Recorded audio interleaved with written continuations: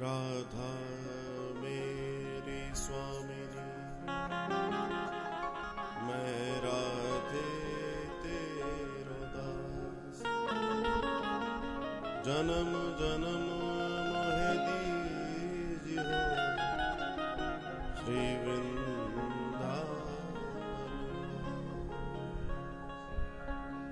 निराधारणी सरकार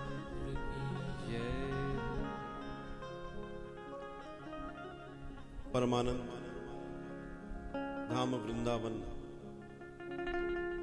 और वृंदावन की इस पावन धरा और इस सन्निधि का श्री राममय हो जाने का ये अनुभव, सीतामय हो जाने का ये अनुभव हमारे जीवन और हमारे जीवन के इस कीमती क्षण का एक वो दर्शन है जो दर्शन हमारे अपने इस शरीर की, मन की, आत्मा की पवित्रता को बढ़ाकर हमें उस उद्देश्य तक ले जाने में सज्ज है जो हमें गोविंद से मिलाने वाला है, जो हमें ईश्वर से मिलाने वाला है। तो आप सभी का इस पवित्र राम कथा के द्वितीय दिवस के इस दर्शन में स्वागत है, वंदन है, अभिनंदन है। आप सबको मेरी ओर से जय सिया राम। सबका कल्याण हो, मेरा प्रणाम स्वीकार करें। सबके जीवन में खूब खूब आनंद हो।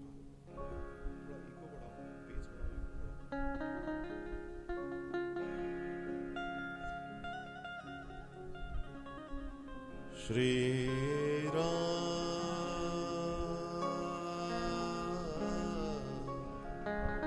श्री राम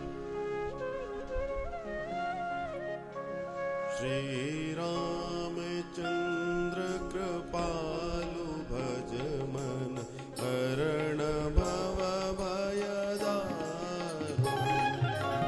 कंज लोचन कंज मुख कर कंज पद कंजारुणम। श्री राम जय जय राम।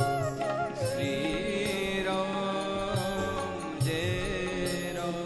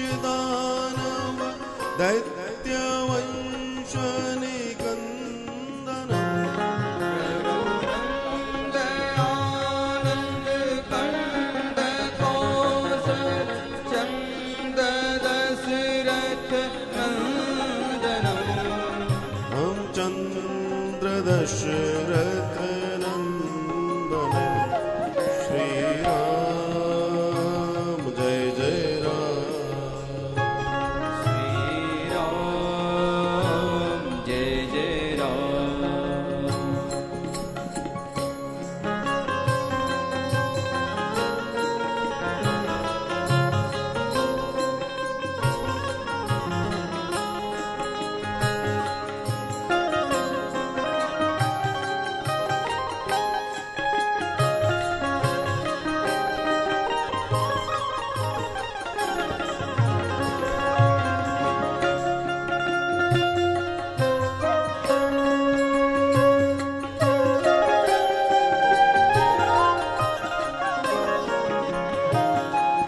सिर मुकुट कुंडल तिलक चार उदार अंग विभूषण आजानुभुज सर चाप धर संग्राम जित कर दूषणम्। संग्राम जित कर दूषण श्री राम जय जय राम। श्री राम जय राम।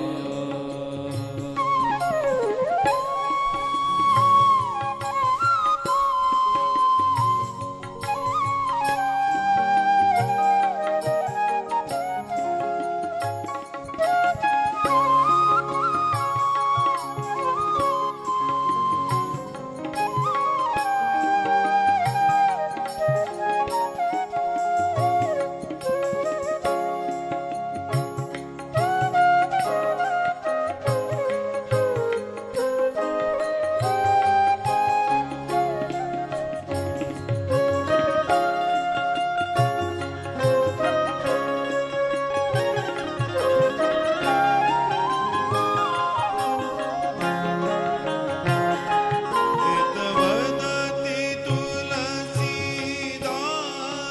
शंकर शेष मुनि मनरंजन।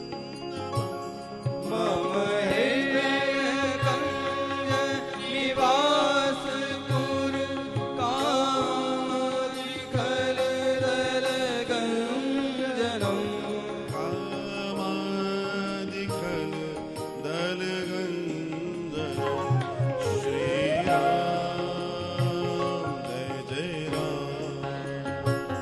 श्री राम जय जय राम।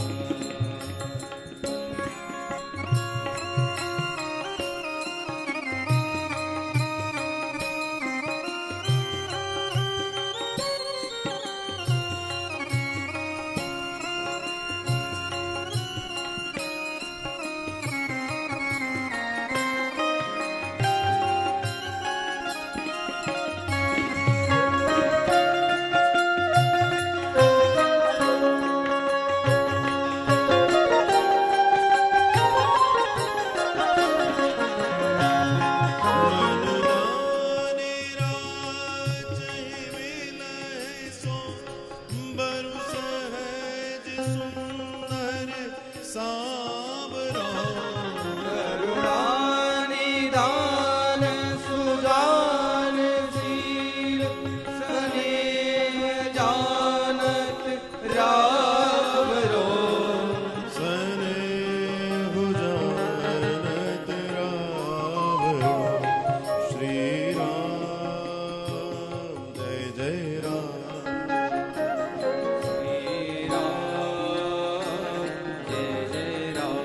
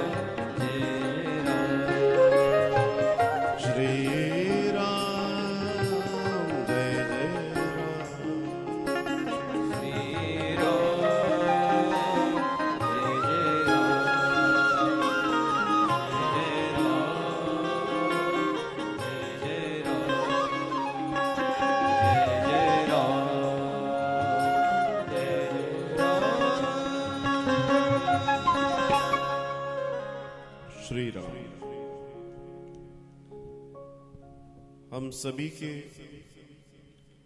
अंतर्मन में, अंतःकरण में विराजने वाले श्री राम, जिनकी कृपा से, जिनके स्मरण मात्र से जीव पतित पावन हो जाता है और अपने जीवन की यात्रा को सुखद और आनंदमयी करते हुए आगे की ओर बढ़ जाता है। ये वो दर्शन है जो हर जीव पाना चाहता है और प्रत्येक जीव के जीवन का ये लक्ष्य होता है कि एक दिन वो अपने राम से जरूर मिले, अपने कृष्ण से जरूर मिले और अपने राम, अपने कृष्ण से मिलने की चेष्टा उससे सत्संग में ले आती है और उससे सत्कर्म कराती है और उसे ईश्वर की ओर ले जाती है। हम सभी के जीवन का एक अनुपम दर्शन है मानव मंदिर सेवाश्रम, जिसकी कृपा से हम और आप रोज प्रतिदिन सुंदर कथा श्रवण कर पाते हैं और कथा को श्रवण करके अपने जीवन को सत्संग की ओर, सत्कर्म की ओर बढ़ा लेते हैं। एक ऐसा दर्शन जिस दर्शन के साथ हम निरंतर बढ़ रहे हैं, निरंतर एक प्रवाह की तरह हम आगे बढ़े चले जा रहे हैं। हजारों दीनहीन निराश्रित जन की सुंदर जीवन की मनोकामना लिए, उनके जीवन को सुखद और आनंदमयी बनाने की चेष्टा लिए हम निरंतर बढ़ रहे हैं और ये हमारा धर्म है। हम अपने धर्म को पूरा करने का प्रयास कर रहे हैं और धर्म इस कार्य में हमारी मदद कर रहा है। अनेकों दीनहीन निराश्रित जन, असक्त जन, असहाय जन, वृद्ध जन के जीवन के अंदर आनंद की अनुभूति हो, वे आनंद से भर जाएं, उनका जीवन सुखद संपन्नता से भर जाए, ऐसी चेष्टा और अभिलाषा लिए हम और आप प्रतिदिन मानव मंदिर सेवाश्रम के साथ जुड़कर सत्संग की इस ज्ञान गंगा में प्रवेश कर अपने जीवन को सुंदर बनाते हैं। और ये सुंदर बनाने की प्रक्रिया बड़ी सुंदर है, क्योंकि इसमें श्याम सुंदर और राम सुंदर दोनों हैं। तो प्राप्ति भी सुंदर, कर्म भी सुंदर, इससे सुंदर क्या हो सकता है। आप सबके सुंदर सहयोग के द्वारा ही ये प्रतिदिन कथा, दर्शन, भंडारे, सेवा और अन्य कार्य हो पाते हैं। और ये निरंतर बहती हुई सेवा की गंगा आज वृंदावन के कोने कोने में पहुंच रही है। ये सौभाग्य की बात है, ये आनंद की बात है। हम सबका ये सौभाग्य बना रहे और ऐसे ही गोविंद हमको सबको सत्संग से जोड़े रखें और सत्कर्म कराते रहे। बस इतनी सी अभिलाषा लिए हम और आप अपनी यात्रा में आगे बढ़े। यही गोविंद से प्रार्थना है, यही परमात्मा से प्रार्थना है कि हम सबको एक श्रेष्ठ मानव बनाएं और हमें एक श्रेष्ठ दर्शन जो होना चाहिए जीवन का वैसा प्रदान करें और उन्नत कर दें। कई दिनों से हम श्रीमद् भागवतम कथा का दर्शन कर रहे थे, तो प्रेरणा हुई कि राम जी का भी दर्शन किया जाए। और इस राम के दर्शन की तो फिर आनंद ही है। आप हम सब इस पवित्र श्रावण मास में इतनी आनंदमयी, इतनी सुखद, इतनी दर्शनमयी इस कथा के माध्यम से इस श्रावण को अपने जीवन में उतारें। और निश्चित मान के चलिएगा, कई श्रावण बीत गए पर यह श्रावण जरूर महत्वपूर्ण होगा और इस श्रावण की इस कथा का आनंद हमें जीवन पर्यंत याद रहेगा और ये साथ रहेगा। तो इस आनंद, इस सौभाग्य, इस कृपा को इस पवित्र श्रावण मास में हम और आप अपने आनंद के साथ अपने शिव, अपने राम, अपने कृष्ण के साथ जीते हुए आगे बढ़ेंगे। कल हमने एक बड़ा सुंदर दर्शन सुना कि किस तरीके से भगवान शिव माता सती के साथ कुंभज ऋषि के पास कथा सुनने जाते हैं और माता सती बहुत ज्यादा ध्यान नहीं देती और कथा में ध्यान न देने की वजह से उनके जीवन भर का ध्यान भटक गया। यहां एक बड़ा सुंदर दर्शन है कि सिर्फ कथा को ध्यान न देना, कथा के प्रति आस्था और विश्वास का न रखना भगवान का परिचय नहीं करा पाया। बार बार मैं कहता हूं कि देखो, एक बार पूजा छूट जाए, दर्शन छूट जाए, परिक्रमा छूट जाए, कुछ भी छूट जाए चलेगा, कथा नहीं छूटनी चाहिए। कथा ही भगवान का दर्शन कराएगी, कोई और नहीं कराएगा। और ये दर्शन आपने कल बड़े प्रेम और भाव के साथ जाना कि सती के साथ ये घटना घटी, उन्होंने कथा छोड़ी और भगवान को न जान पाई। अगर पूरी कथा सुनी होती, क्योंकि उन्होंने तो सिर्फ भटकते हुए रोते हुए राम को देखा पत्नी के वियोग में,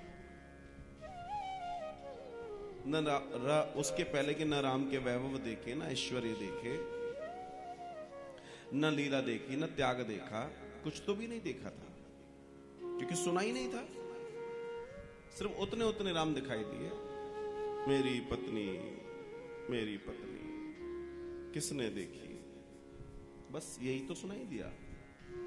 और इतने में उन्होंने सोचा ये ब्रह्म नहीं हो सकता,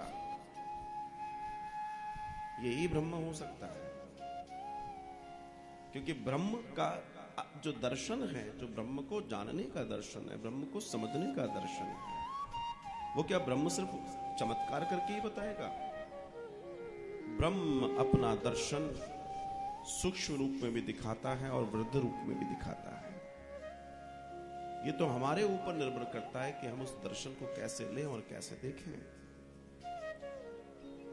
और यही एक घटना थी जिस घटना को हमने अपने जीवन में उतारना था। यही वो दर्शन था जिसे जानना था, यही वो सौभाग्य था जिसे समझना था। सती से जो गलती हुई वो गलती हमसे ना हो जाए। सती ने जो कर दिया वो हमें कभी नहीं करना। और बस यही वो दर्शन है जिसे जानना है, यही समझना है। यही समझने और समझाने की फेर में मैं और आप दोनों लोग हैं। वक्ता श्रोता सब इस आनंद को जी रहे हैं, आनंद को जीना चाहते हैं। और ये वो परमानंद है जिस परमानंद का अपने जीवन में अनंत अनंत अमृत हम और आप पिए और आनंद से भर जाएं, आनंद से भर जाएं।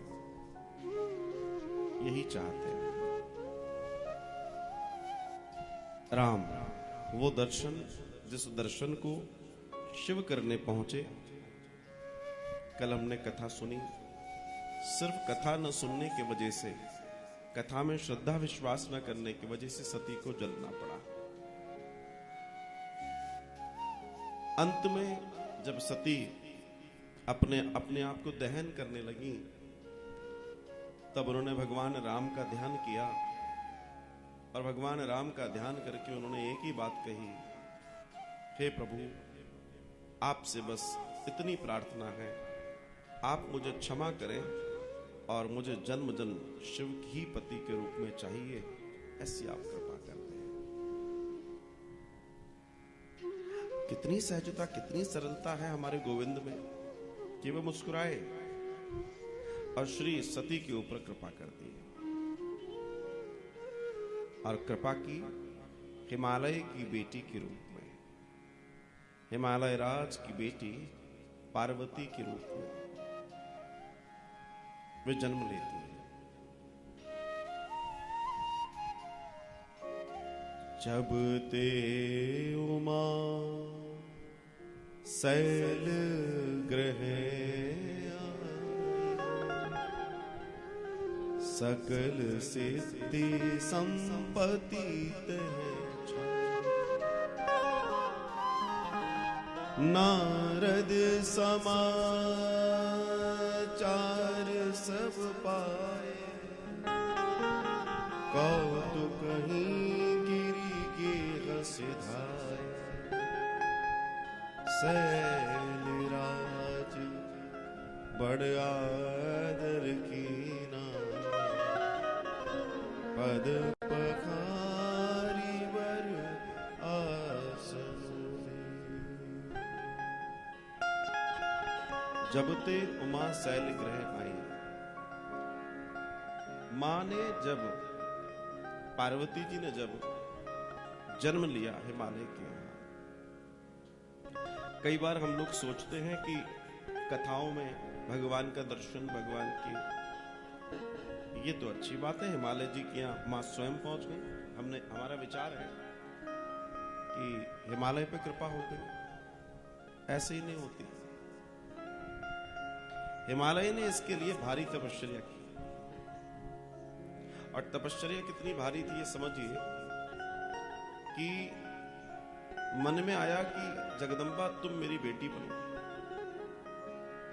और बड़ी भारी तपस्या की। तपस्या करने के बाद मां प्रकट हुई, और मां प्रकट हुई, मां ने कहा कि नहीं ये संभव नहीं है, वे चली गई। तब हिमालय राज ने कहा कि नहीं, मुझे आप बेटी के रूप में तो चाहिए। हिमालय राज ने एक अग्निकुंड बनवाया, बहुत विशाल अग्निकुंड, और उस अग्नि कुंड के ऊपर काफी ऊंचाई पर 100 रस्सियों से ऐसे ऐसे ऐसे ऐसे ऐसे चारों तरफ से गोलाकार 100 रस्सियों से अपने आप को बंधवा दिया, और नीचे अग्नि जलती थी। एक तरफ मैना बैठती थी जो उनकी पत्नी है, और उन्होंने मैना को कहा था कि ये 100 रस्सियां एक वर्ष में एक रस्सी काटनी है, मैं इस अग्नि के तप में जलूंगा, देखता हूं मां कब तक मेरी बेटी बनने के लिए तैयार नहीं होती। हर वर्ष एक रस्सी कट जाती थी, और आखिरी वाला समय आया, और जो आखिरी रस्सी कटी 100वें वर्ष में, लोग कहते हैं तपस्या, किसी ने कुछ कैसे की, किसी ने कैसे की। हिमालय की तपस्या देखिए, जो हिमालय हमेशा ठंडा रहता है, वो तपने के लिए तैयार है, सिर्फ मां मेरे घर में आ जाए, आंगन में आ जाए। और आखिरी रस्सी जैसे ही मैना ने काटी, हिमालय राज सीधे नीचे, और जैसे ही अग्नि में गिरे, मां गोद में लेके ऊपर आकर प्रकट हो जाती है हिमालय राज को। हिमालय राज मां की गोदी में, मां की गोदी में हिमालय राज, और जैसे ही मां को देखते हैं, बोला अब तो आप मेरी गोद में आओगी मेरी बेटी बनकर, जैसे आपने मुझे अपना बेटा बनाकर गोदी में रखा है मां, ऐसे ही आप मुझे अब सहारा दीजिए। मैं आपके आगे प्रार्थना करता हूं। तब मां ने कहा कि ठीक है, मैं तुम्हारी बेटी बनूंगी। मंगल भवन अमंगल हारी, द्रवहु सुदशरथ अजिर बिहारी। नारद समाचार सब पाए, कौतुक ही गिरी गेह सिधाए। सर राज बड़ आदर हीना, पद पखारे वर आसन दीना। तेरे कालज्ञ सर्वज्ञ तुमहु, गति सर्वत्र तुम्हार। कहु सुता के दोष गुण, मूलिवर हृदय विचारी। सब लक्षण संपन्न कुमारी, होवहि संतत प्रिय प्यारी। सदा अचल एहि कर अहिवाता।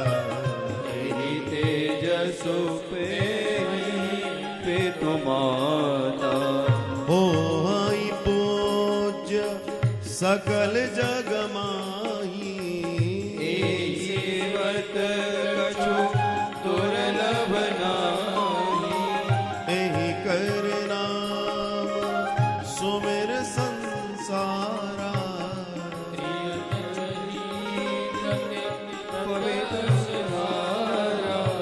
सैल सुलक्षण सुता तुम्हारी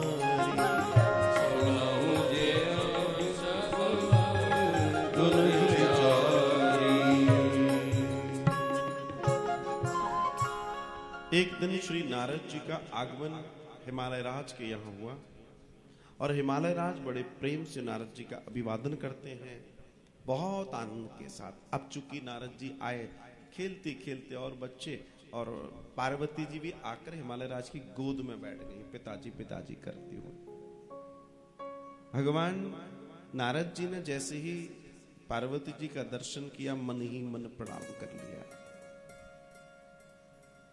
चर्चा कुछ चली ही रही थी कि तभी हिमालय राज ने कहा, आप तो त्रिकालज्ञ हैं, आप तो त्रिकालज्ञ हैं, तो आपसे तो कोई बात छुपी नहीं है।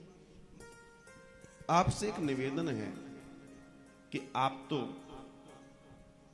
देखकर रेखाओं से सबसे बता सकते हैं, तो हमारी इस बच्ची का भविष्य बताइए। श्री नारद जी से कह रहे हैं हिमालय राज, हमारी इस बच्ची का भविष्य बताइए। नारद जी बड़े प्रसन्न हुए। नारद जी कहते हैं, आपकी बेटिया सर्वगुण संपन्न है। आपकी ये बेटी जो है ये सर्वगुण संपन्न है और सबकी प्यारी रहेगी, सबकी प्रिय रहेगी। और ये ऐसी है जिसके बारे में जितनी चर्चा की जाए उतनी कम है। इसके वजह से इसके माता पिता का जस बढ़ेगा। जीवन में ध्यान रखिएगा, कोई भी कर्म करो, उस कर्म को करने के पहले एक बात जीवन में ध्यान रखना कि आपके माता पिता का जस उससे बढ़ेगा या घटेगा। बस इतनी सी एक चर्चा है। तुम अपनी जिंदगी को कैसे जियोगे, कैसे नहीं जियोगे, ये बात यहां है ही नहीं। बात यह है कि तुम जो भी जियोगे उसमें तुम्हारे माता पिता का स्वाभिमान बना रहेगा कि नहीं रहेगा। बेटी को ऐसे जीना चाहिए कि उसके पिता का सर हमेशा ऊपर रहे। बेटे को ऐसे जीना चाहिए कि उसका पिता हमेशा ये कोशिश करे कि चलो ऐसे ही नाम बढ़े। बेटे के नाम से, बच्चों के नाम से माता पिता की पहचान होना चाहिए। बोला, आपकी जो बेटी है, इस बेटी का सुयश इतना होगा कि आप सबका नाम रोशन करेगी। हो हई पूज्य सकल जग माही, पूरे जगत में ये पूज्य होगी। आप सोचिए क्या जीवन रहा होगा, और हम सब देख रहे हैं। यही सेवत कछु दुर्लभ नाही, और इनके लिए भी कुछ भी दुर्लभ नहीं होगा। यही कर नाम सुमिर संसारा, लोग इनका नाम लिया करेंगे, संसार में सुमिरन किया करेंगे, चिंतन किया करेंगे। और चरही पतिव्रत असिदारा, और जो भी पतिव्रत को मानने के लिए माताएं हैं, बहनें हैं, वे सब इनका अनुसरण करेंगे। ये दर्शन आया है और ये सुन रही हैं पार्वती जी बैठी बैठी, पूरी बात बहुत ध्यान से सुन रही हैं। उन्होंने कहा, शैल सुलक्षण सुता तुम्हारी, सुनौज अवगुण दुईचारी। अब सुनिए, बोला तुम्हारी बेटी में कोई ऐसी चीज, ऐसी बात ही नहीं है, इतने लक्षण हैं, लेकिन दो चार अवगुण हैं, दो चार। और देखो, सब बात कितनी अच्छी सुना दो, एक छोटी सी बात कह दो ये गड़बड़ है, उस पर फोकस हो जाता है। हिमालय राज पीछे पड़ गए। अवगुण क्या है, अवगुण बताइए। बोला है, बोला बताओ ना क्या है। श्री नारद जी कहते हैं कि इसका जो पति होगा ना वो बिरला होगा, बिरला, मतलब औरों से अलग। हिमालय राज कहते हैं विस्तार से बताइए नारद जी, ऐसे मत कीजिए। नारद जी कहते हैं विस्तार से जानना बिल्कुल चाहेंगे आप? बोला बिल्कुल चाहूंगा। तब वे कहते हैं, जोगी जटिल अकाम मन, नगन अमंगल भेष, अस स्वामी एहि कहाँ मिलहि, परिहस्त असिरे। इसकी हस्तरेखाएं कह रही हैं, तुम्हारी बेटिया की हस्तरेखाएं कह रही हैं कि इसका जो पति होगा वो योगी होगा, वो जटाधारी होगा, वो निष्काम हृदय होगा, वो नग्न भेष वाला होगा, अमंगल भेष वाला होगा। इसकी हस्तरेखाएं जो कह रही हैं वो मैं आपको बता रहा हूं। और जैसे ही ये सुना, हिमवान और मैना, मतलब हिमालय राज और मैना बड़े दुखी हुए और मुनिवर से कहा कि कुछ उपाय बताइए साहब। उपाय पूछते ना, गड़बड़ है तो बताइए, कोई उपाय अच्छा सा बता दीजिए। तब उन्होंने कहा कि उपाय तो है, लेकिन इस उपाय को इस बिटिया को ही करना होगा। बोला जो आप कहेंगे।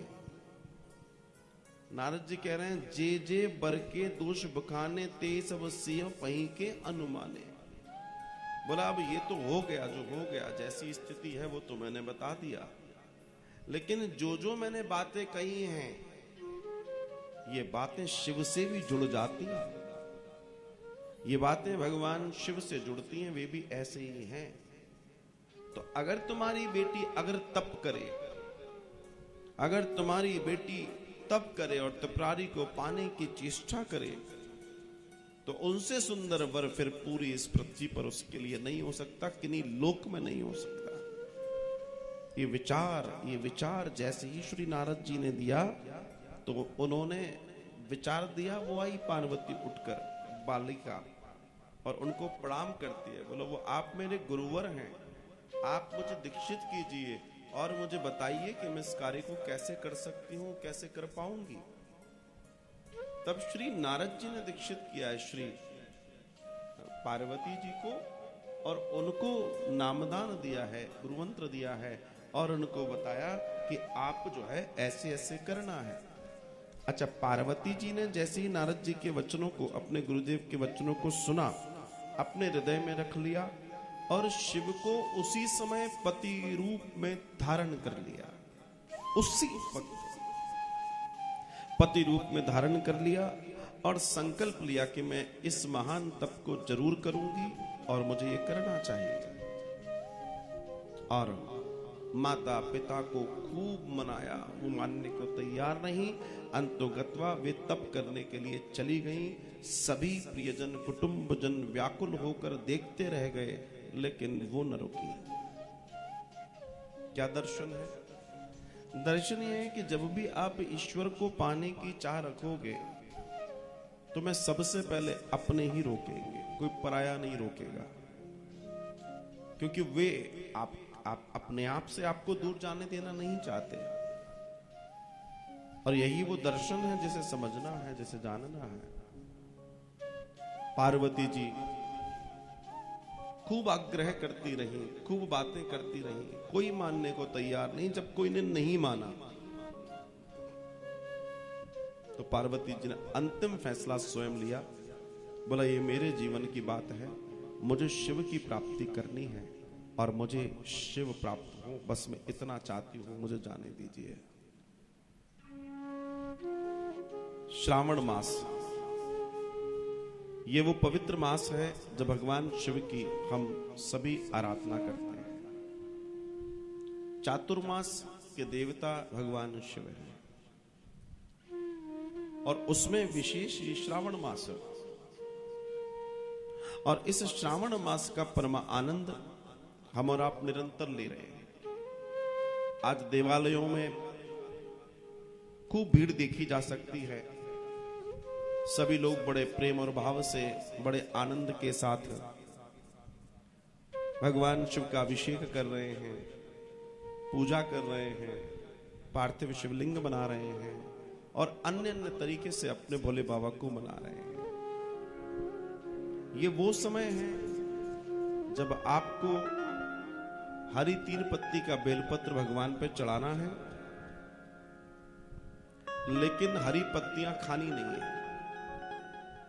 श्रावण मास में हरी शाक सब्जी खाई नहीं जाती, आपके शरीर को नुकसान होता है। जैसे पालक हुआ, मेथी, मतलब इस टाइप की जो भी चीजें होती हैं वे खाना वर्जित है। लेकिन ये जो मास है, इस मास में आप आराधना बहुत अच्छे से कर सकते हैं, उपासना बहुत अच्छे से कर सकते हैं, धर्म कर्म बहुत अच्छे से कर सकते हैं, अपने आप को सज्ज बहुत अच्छे से कर सकते हैं। ये समय इतना अच्छा है। तो ये जो आनंद बरस रहा है, अति आनंद, और जो कृपा बरस रही है, आप देखिए लोग कांवड़ भर भर के अपनी यात्राओं में, हम भी अपने घर के नल से लोटा भरे और उसको कांवड़ समझें और भगवान शिव के ऊपर जाए। कांवड़ तो कांवड़ है, चाहे एक पग चल के चले चाहे लाखों पग चले, आपका भाव होना चाहिए कि हम कांवड़ लेके चल रहे हैं। लेकिन धन्य है वो लोग जो कई किलोमीटर की यात्रा करके अपने भोले बाबा को मनाते हैं। बड़ा परिश्रम है। एक निवेदन और करता हूं मैं आपसे, जब भी आप राजमार्ग से गुजरे, आजकल तो सभी लोग कोरोना के बाद तो वैसे भी 4 व्हीलर बढ़ गए, जो सोच रहे थे उन्होंने भी ले लिया, बोला ले लो, पब्लिक ट्रांसपोर्ट नहीं चाहिए। तो आप जब श्रावण मास में या कभी भी आप मार्ग में जा रहे हो, राजमार्ग आदि में, और आपको ऐसे लोग दिखें जो यात्रा कर रहे हैं, जो पद यात्रा करते हैं, कोई कहीं जा रहा है झंडा लेकर, कोई कहीं, होता है कई बार देखने में आता है, या कावड़िया लोग जा रहे हैं, तो जो शक्ति हो आपकी वो उनको चाय पानी भोजन आदि के लिए दे दिया करो। ये मैं एक छोटा सा होमवर्क दे रहा हूं, लेकिन ये होमवर्क है बहुत अच्छा, और ये जरूर कीजिएगा, क्योंकि आपकी और हमारी संस्कृति में हम कुछ नहीं कर सकते, अगर तो इतना तो कर ही सकते हैं कि जो कर रहा है हम उसके लिए कुछ अच्छा कर दें। श्रावण मास भगवान महादेव को ध्याने का, मनाने का एक उत्तम अवसर है। हम और आप मिलके इस श्रावण मास को महान बना सकते हैं और इस पवित्र राम कथा के माध्यम से अपने जीवन का कल्याण कर सकते हैं। आज भी कुछ बौछार मुझे दिखाई दे रही है, बड़ा आनंद है।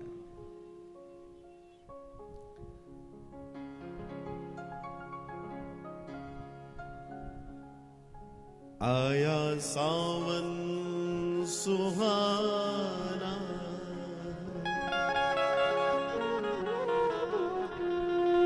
शिव के घर जाना, कोई दे दो रे ठिकाना,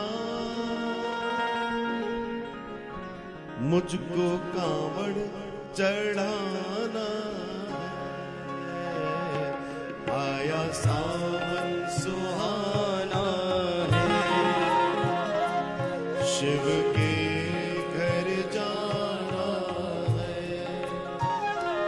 कोई दे दो रे ठिकाना, मुझको कांवड़ चढ़ाना।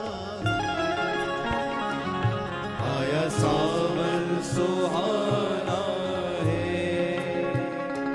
हरि ओम नमः शिवाय, हरि ओम नमः शिवाय, हरि ओम नमः शिवाय, हरि ओम नमः शिवाय,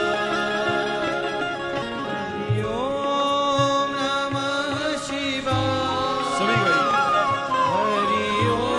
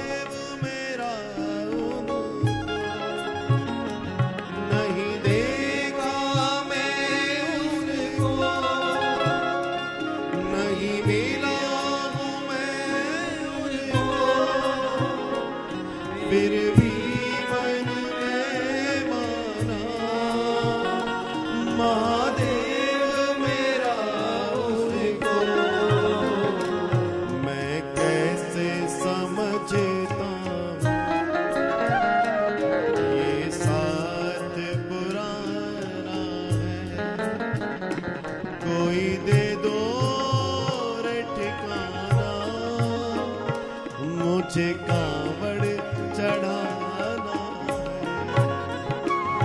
आया सावन सुहाना है,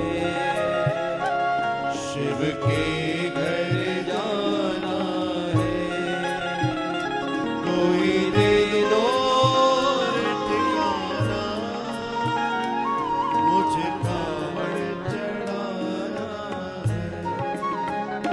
हरि ओम नमः शिवाय, हरि ओम नमः शिवाय, हरि ओम नमः शिवाय, हरि ओम नमः शिवाय।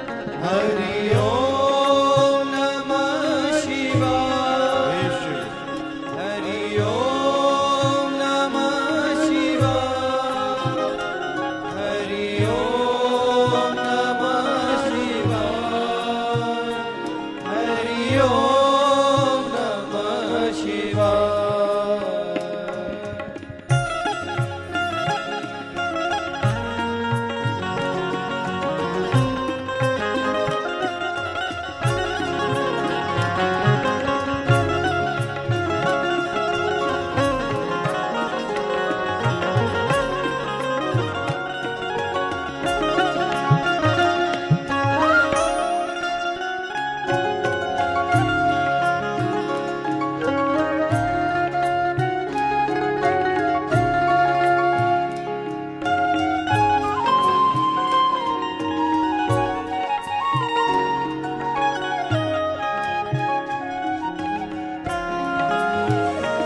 कहते हैं सब तुमको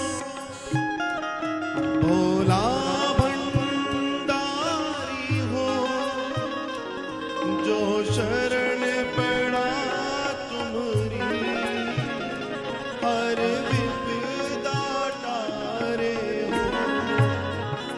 कहते हैं सब तुमको भोला भंडारी है, जो शरण पड़ा उसकी हर विपदा टारे हो। कैसे मैं पाऊं तुम्हें, हो गया दीवाना, कोई दे दो रे ठिकाना, मुझे कांवड़ चढ़ाना, आया सावन सुहाना है, शिव के घर जाना है, कोई दे दो ठिकाना, मुझे कांवड़ चढ़ाना है। हरि ओम नमः शिवाय, हरि ओम नमः शिवाय, हरि ओम नमः शिवाय, हरि ओम नमः शिवाय, हरि ओम नमः शिवाय, हरि ओम नमः शिवाय, हरि ओम नमः शिवाय, हरि ओम नमः शिवाय।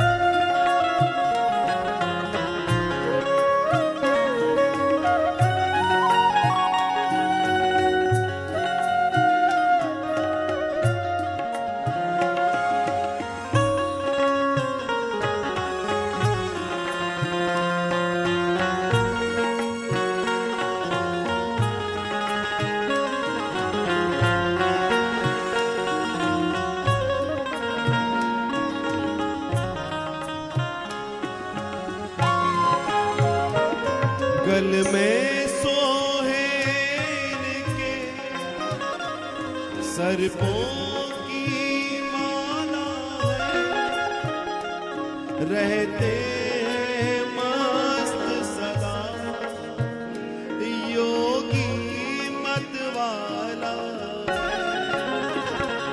गल में सोहेल के सर्पों की माला है, रहता है मस्त सदा योगी मतवाला है। मस्तक चंदा सो है, कहता ये जमाना है, कोई दे दो रे ठिकाना, मुझे कांवड़ चढ़ाना है। आया सावन सुहाना है, शिव के दर जाना है,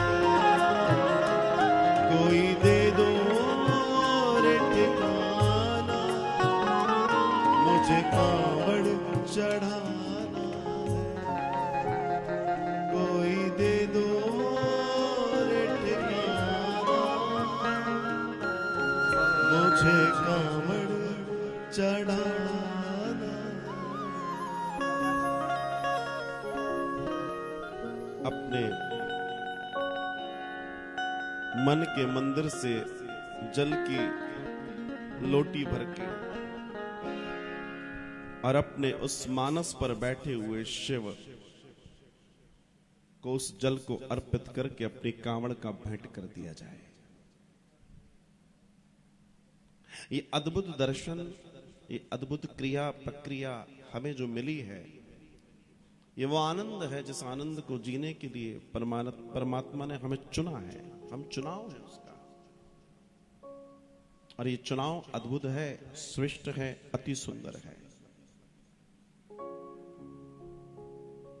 और पार्वती ने जब इस श्रेष्ठता को जाना तो वो कहती है कि मैं तो जा रही हूं। पार्वती चली गई। हिमालय में ना बहन भाई पिता और जो और कुल के कुटुंब के रिश्तेदार सब दुखी हो गए। एक बार हिमालय राज के पास वेदशिरा मुनि का आगमन हुआ और वेदशिरा मुनि ने बताया कि आप लोग दुखी क्यों हैं। तब पूरी घटना बताई और उन्होंने कहा आप बिल्कुल निश्चिंत रहें, मैं अपने दर्शन से देख पा रहा हूं कि वो आपकी जो बेटी है सामान्य नहीं है और वो जो करने गई है वो सिद्ध होकर लौटेगी। आपको कतई उसके बारे में सोचने की जरूरत नहीं है। पार्वती ने तपस्या शुरू की, एक ऐसी तपस्या जो अद्भुत थी, अनंत थी, जिसके लिए उसने कोई समय सीमा नहीं रखी थी। बस एक चीज थी, वो थी प्राप्ति शिव की। दुनिया में जितने लोग सफल हुए हैं वो इसलिए सफल हुए हैं क्योंकि उन्होंने सिर्फ प्राप्ति को ही सीमा माना है, उसके बीच में कोई सीमा ही नहीं है। प्राप्ति को सीमा मानने वाले लोग हमेशा अपने जीवन में सफल होते हैं और ऊंचाइयों को पाते हैं। और जिसने किसी चीज की गति कोई समय का निर्धारण कर रखा है, ऐसा नहीं है कि वो प्राप्ति नहीं करता, लेकिन उस पर उसको चलने की आवश्यकता है। लेकिन लक्ष्य ही जिसकी सीमा हो फिर उसकी तो बात ही खत्म हो जाती है। श्री सती यही कर रही है, श्री दुर्गा यही कर रही है, श्री पार्वती यही कर रही है, श्री उमा यही कर रही है। अपनी शक्ति को बढ़ा रही है और शक्तिमान को शक्तिमान बनाने के लिए उस शक्ति का होना बहुत जरूरी है, ये आवश्यक है। तब मां पार्वती बड़े प्रेम और भाव के साथ बैठती हैं तपस्या में। बाबा लिखते हैं, मंगल भवन अमंगल हारी, द्रवहु सुदशरथ अजय विहारी। और धरियो मां प्राणपति चरण, जाई विपिन लागी तपु कर। अति सुकुमार न तनु तप जोगु, पति पद सुमर तजो सब भोग।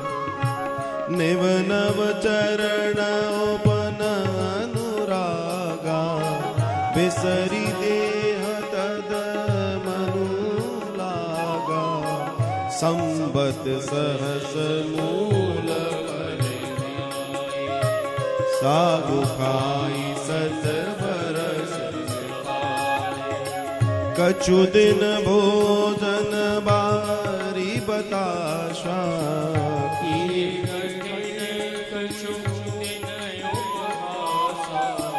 बेल पाती मही पर सुखाई। तीन सहस संवत सोई खाई, पुनि परिहरे सुखाने हूँ परना।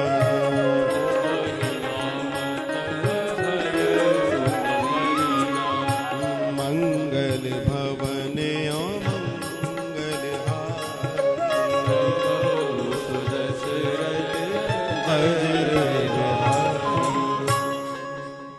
और धरी उमा प्राणपति चरना, जाई विपिन लागी तप करना।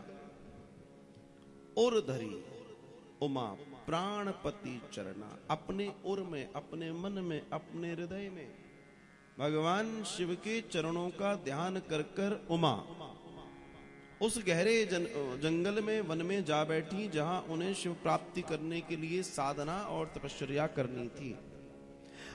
अब लिख रहे हैं बाबा, अति सुकुमार न तनु तप जोगु, पति पद सुमरि तजेउ सब भोगु। ये इतनी सुकुमारी हैं, इतनी सुकुमारी हैं कि इनके बारे में क्या दर्शन करा जाए। ये इतनी सुकुमारी हैं, इतनी कोमल हैं। अब बालक तो शरीर है उनका, ज्यादा बड़ा शरीर नहीं है, बालिका का शरीर है। और इस तप को करने जहां बैठी हैं वो बिल्कुल निर्जन है, लेकिन सारे के सारे भोगों को त्याग दिया शिव को पति के रूप में पाने के लिए। ध्यान रखिए, वो तब मिलेगा जब संसार छूटेगा। भगवान भी जब उद्धव से चर्चा कर रहे हैं, उद्धव कह रहे हैं कब मिलोगे, किसको मिलोगे, कहां मिलोगे, अभी चले जाओगे? तो बोलो जो जग को विसारेगा मैं उससे मिलूंगा। अब जग को विसारने के दो दर्शन है, एक छोड़ के चले जाओ, एक जहां हो वहां रहते हुए निर्मोही हो जाओ।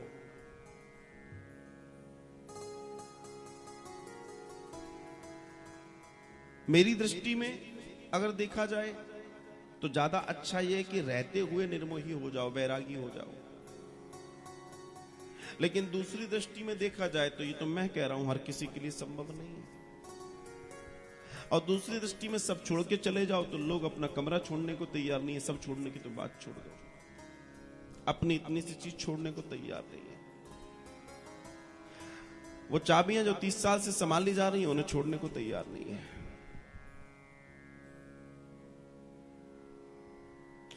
कोई अपनी गद्दी छोड़ने को तैयार नहीं है।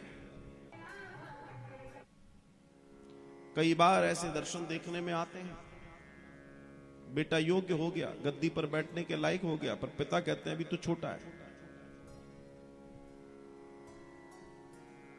लेकिन अगर योग्य है, समझदार है, तो फिर उसको गद्दी पर बिठा लो। क्योंकि कई बार ये होता है कि आप उसको वो पद नहीं देते जिसके वो लायक है, और उसकी लायकी खत्म हो जाती है, और जब उसका समय आता है तब वो कुछ सीख नहीं पाता और उसके हाथ में कुछ नहीं रहता। ये जीवन में हर परिवार, हर दर्शन में बहुत जानना आवश्यक है। भोगों को त्यागने की बजाय थोड़ा सा विचार ये करो कि ये हमारे लिए है ही नहीं है। लोग कई बार कहते हैं हम त्याग नहीं सकते, ऐसा नहीं है। आप अगर ये कह रहे हो आप त्याग नहीं सकते, आप ये कहना शुरू कर दो कि हम त्याग सकते हैं, काम हो जाएगा। दर्शन ये है कि हम जिस पर विचार करेंगे वही चीज हमारे आसपास घूमेगी। जैसे मान लीजिए आपने कहा कि भाई हमें तो फलानी चीज, मान लीजिए मुझे क्रोध बहुत आता है और मैं क्रोध से बहुत दिक्कत में हूं और मेरा क्रोध शांत हो जाए, कृपा करके मेरे क्रोध को शांत कर दीजिए। कभी शांत नहीं होगा, दुनिया का कोई व्यक्ति शांत नहीं करा सकता। क्यों नहीं करा सकता? क्योंकि आप क्रोध को शांत करने की चर्चा कर रहे हैं, और जिसकी जितनी चर्चा करोगे, जितने बार चर्चा करोगे, वो उतना प्रबल होगा।